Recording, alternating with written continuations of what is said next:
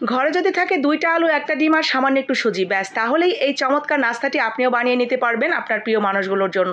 খেয়ে পেটও ভরবে, মনও ভরবে, এতটাই সুন্দর দেখতে আর মজাদার খেতে। বিকেলবেলা চায়ের আড্ডায় অথবা স্কুলের টিফিনেও দিতে পারেন বাচ্চাদের জন্য। তো আমি প্রথমে এখানে 2টা সিদ্ধ আলু নিয়েছি। আলু 2টাকে আগেই সিদ্ধ করে নেবেন। এরপরে ওপরের খোসাটা সুন্দর করে ছাড়িয়ে আলুটাকে আমরা একটু গোটা গোটা রেখে ম্যাশ করে নেব। খুব বেশি মিহি করব না, সামান্য একটু গোটা গোটা থাকবে, ঠিক এরকম। তো ম্যাশ করা হয়ে গেলে চলেন এটা দিয়ে কি করা যায় তারপরের স্টেপে চলে যাই। সামান্য একটু তেল, খুব বেশি না, 1 চামচের মতো তেল কড়াইতে দিয়ে এরপরে একটু আস্ত জিরা ফোড়ন দিয়ে দিবেন। জিরাটা ফোড়ন হয়ে গেলে এর সাথে দিয়ে দিব একটু রসুন কুচি, একটু মরিচ কুচি, পেঁয়াজ কুচি। পেঁয়াজ রসুনটা একটু হালকা ভাজা ভাজা করে যখন রসুনের সুন্দর একটা স্মেল বের হবে, ঠিক তখন এখানে আমরা দিয়ে দিব একটু আদা রসুন বাটা, আর সাথে দিব একটু হলুদের গুঁড়া, একটু ধনিয়ার গুঁড়া আর একটু ভাজা জিরার গুঁড়া, আর স্বাদ মতো লবণ তো অবশ্যই দিবেন। এরপরে সুন্দর করে মশলাটা তেলের উপরে একটু নাড়াচাড়া করে এখানে আমরা দিয়ে দিব একটা ডিম। তো ডিমের একটা ঝুড়ি তৈরি করে নিব আমরা। মশলাটা একটু এক সাইড করে নিয়ে ডিমের সাথেও যাতে সামান্য একটু মশলা যায় অতটুকু মশলা রেখে আমরা ডিমের সুন্দর একটা ঝুড়ি তৈরি করে নিচ্ছি। তো ডিমের ঝুড়িটা তৈরি করা হয়ে গেলে এর সাথে আমরা যে ম্যাশ করে রাখলাম আলুটা, সেই আলুটা এখানে দিয়ে দিব। আলুটা দিয়ে খুব ভালো করে এই মশলার সাথে নেড়েচেড়ে মিশিয়ে রান্না করে নেব।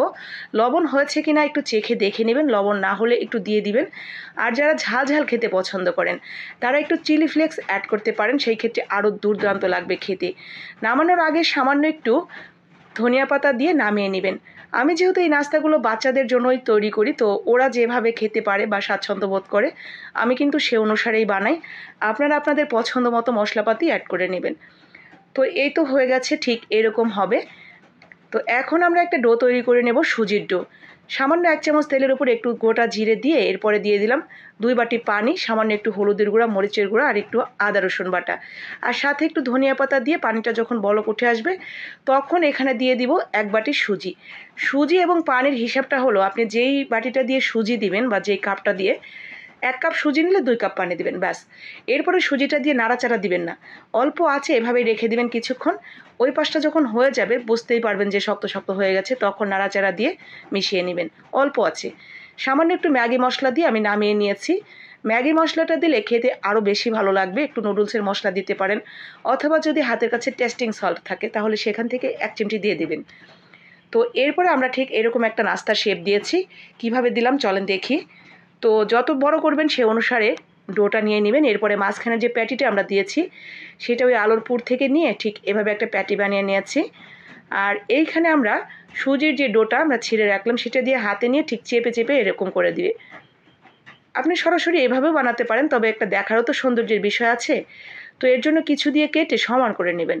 তো আমি একটা কুকি কাটারের যেই পাশটা ডিজাইন থাকে সেই পাশটা দিয়ে কেটেছি, দেখতে ভালো লাগবে। আপনার কাছে যদি এই কুকি কাটার না থাকে তাহলে কিন্তু গ্লাস অথবা একটা কোটার মুখা দিয়েও কেটে সমান করে নিতে পারবেন। এরপরে মাঝখানে সেই আলুর পুরের যে প্যাটিটা বানালাম সেটা দিয়ে 2 পাশে থেকে ঠিক এইভাবে আমরা একটু চেপে চেপে এটাকে সমান করে নিচ্ছি, দেখতে সুন্দর লাগবে। তো ঠিক এইভাবে আমি সবগুলো বানিয়েছি। এখন উপর থেকে আরও একটু সৌন্দর্য বাড়ানোর জন্য একটু দাগ কেটে দিলাম। তো এই তো হয়ে গেছে। কি খুব বেশি কঠিন লেগেছে কি? আমার তো মনে হয় একদম পানির মতো সহজ। আর আমি খুব ভালো করেই জানি আমার পেজের সকল আপু ভাইয়ারাই খুব বেশি রান্নাবান্নায় এক্সপার্ট। তারা দেখা মাত্রই এগুলো বানিয়ে নেবেন একেবারে তুড়ি মেরে। আর এই নাস্তাটা কিন্তু আসলেই অনেক বেশি টেস্টি। একবার হলেও বানিয়ে ট্রাই করবেন।